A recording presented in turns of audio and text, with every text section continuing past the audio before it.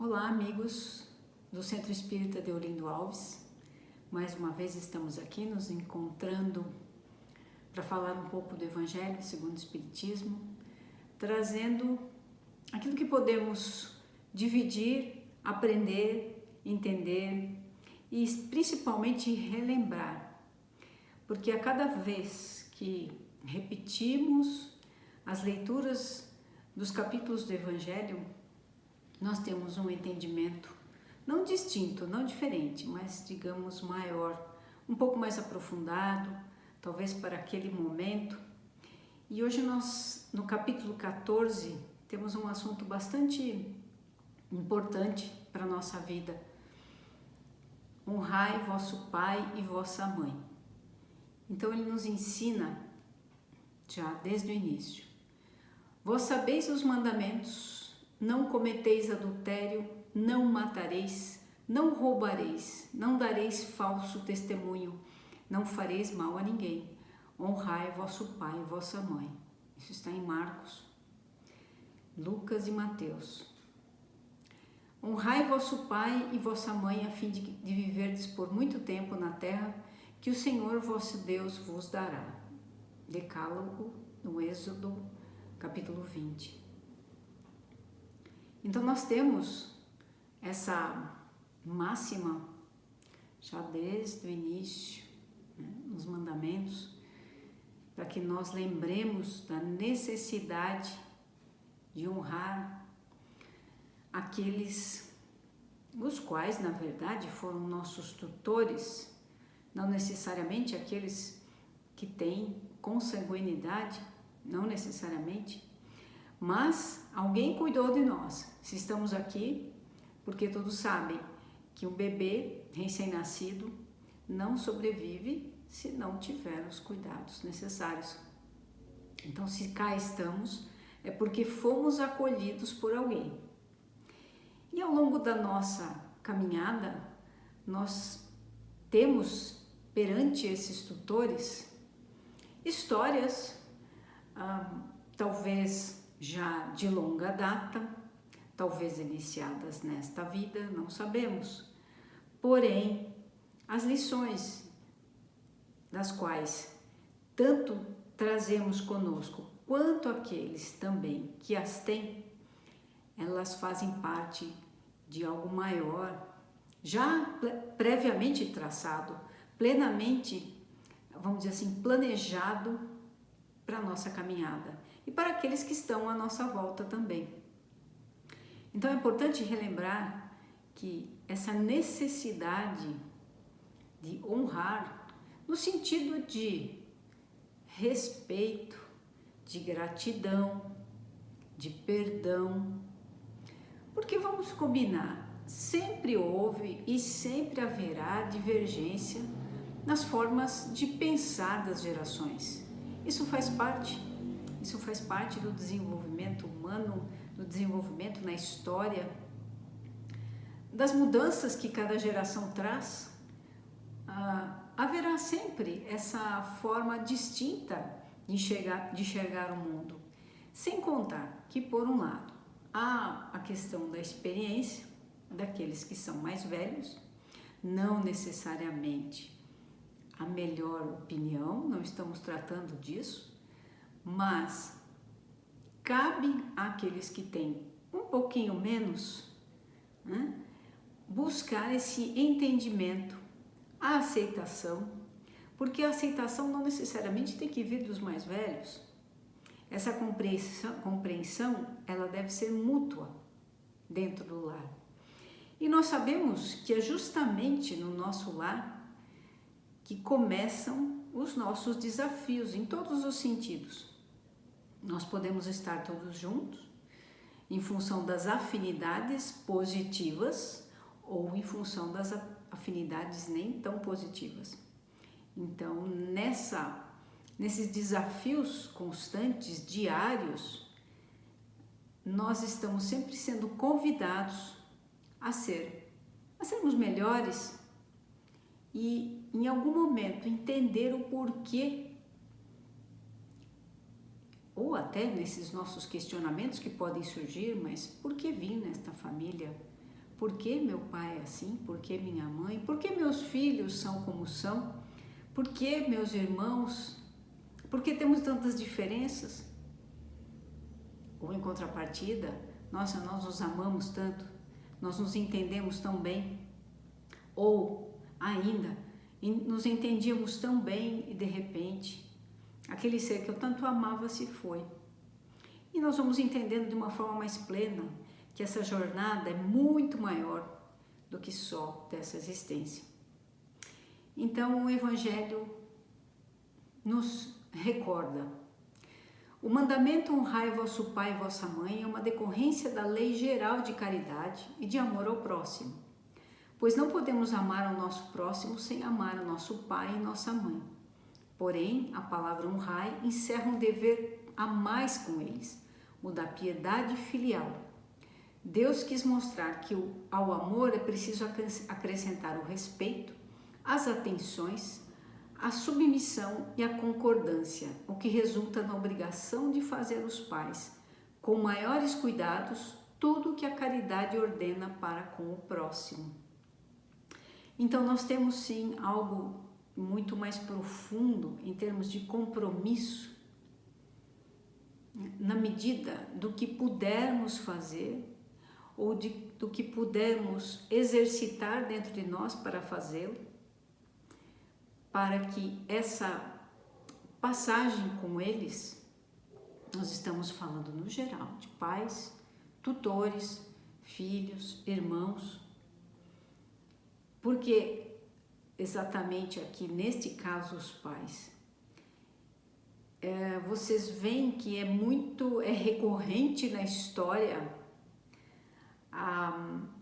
entre aspas, o abandono dos pais, o abandono na velhice, ou simplesmente quando os filhos se encontram numa situação já estável, tranquila, ou nem tão tranquila, mas cuidando da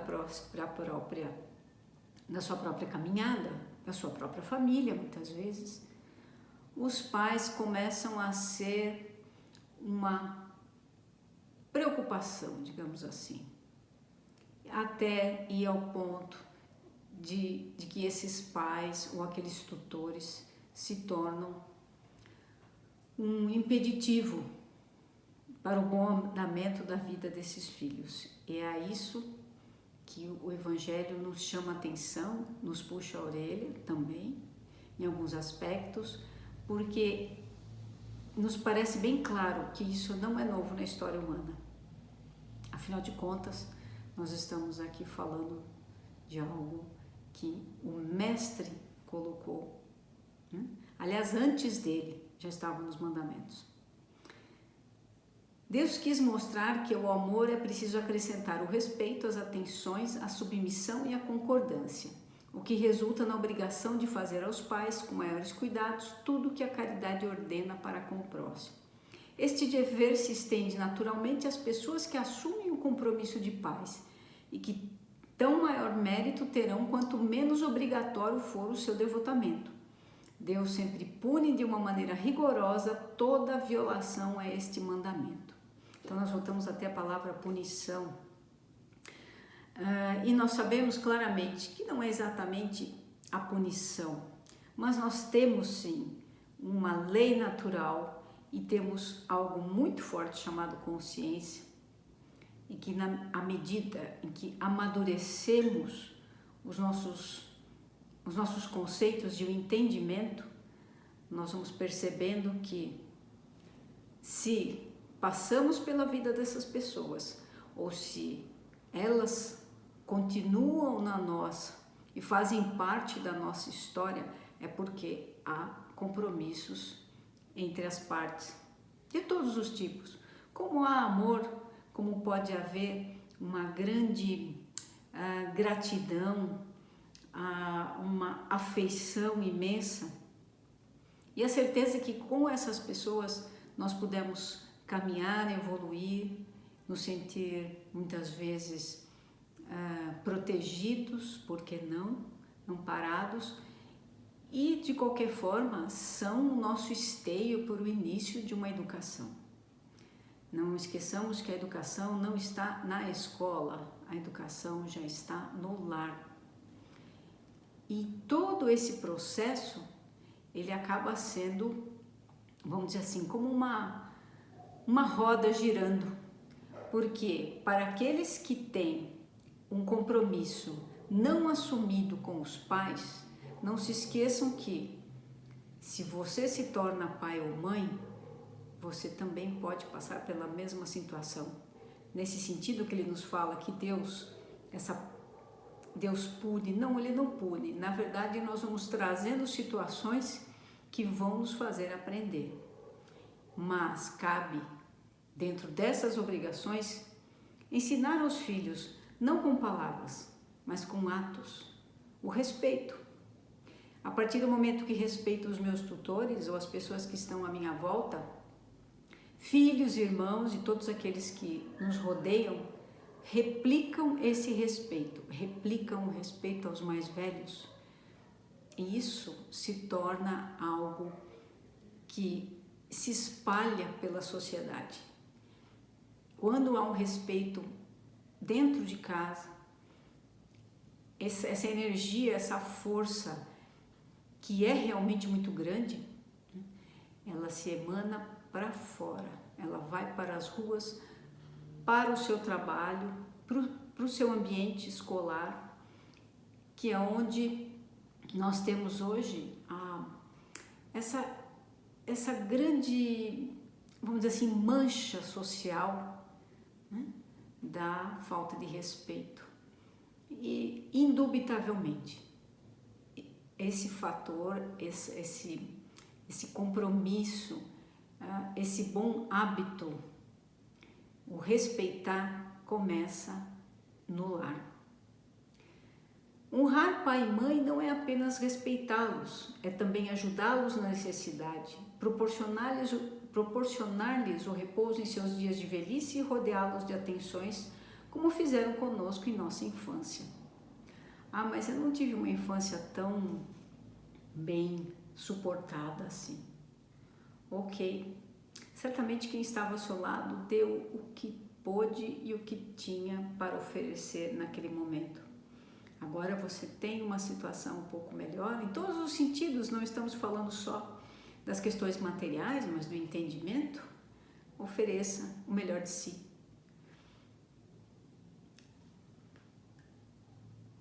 E aqui ele trata de algo muito interessante, né?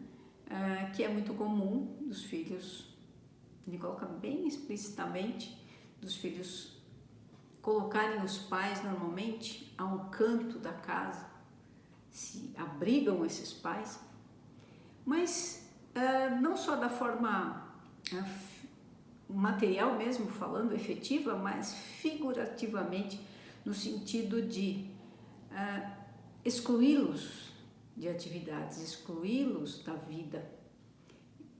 E esse ponto de excluir pessoas, ele tem acontecido com as crianças, a partir do momento em que se coloca na mão delas uma tela, né, para que elas não incomodem. Então, nós temos uma questão muito forte, que é não sermos incomodados em função de todas as demandas que o mundo nos traz. Mas isso fez e faz parte das nossas escolhas, sim, quando viemos a este mundo. Nós não escolhemos nada fácil, é fato. Mas, em contrapartida, diante dessas lições, certamente nós estamos gerando nossos créditos, porque o desafio realmente é grande, é fato.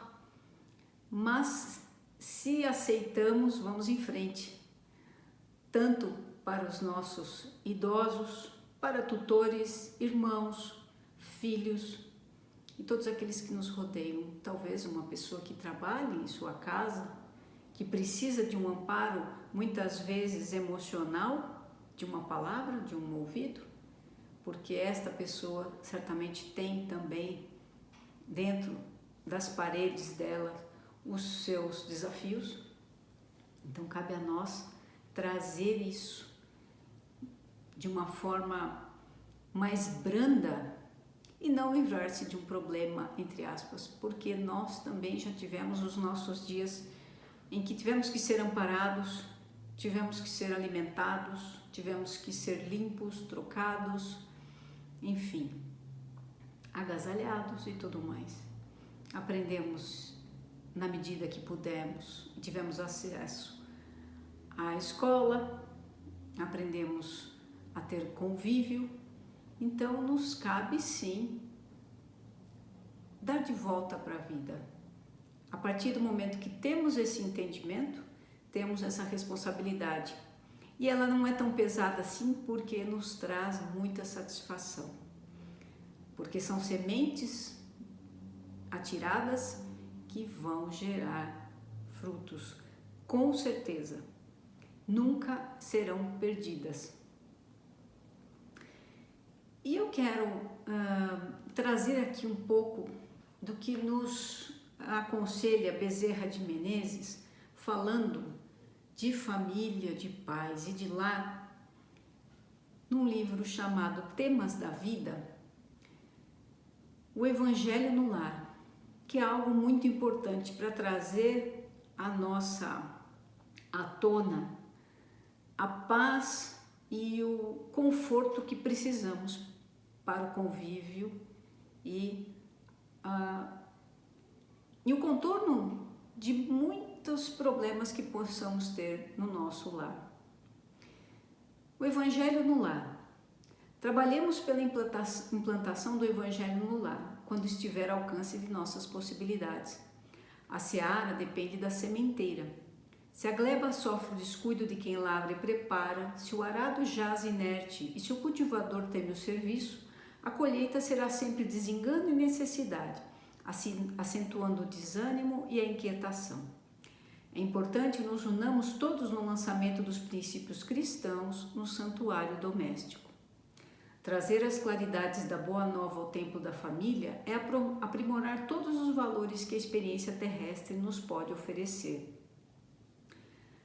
Evangelho no Lar é Cristo falando ao coração. Sustentando semelhante luz nas igrejas vivas do lar, teremos a existência transformada na direção do infinito bem. O céu, naturalmente, não nos reclama a sublimação de um dia para o outro, nem exige de nós de imediato as atitudes espetaculares dos heróis. O trabalho da evangelização é gradativo, paciente e perseverante. Quem recebe na inteligência a gota de luz da revelação cristã, cada dia ou cada semana transforma-se no entendimento e na ação, de maneira imperceptível.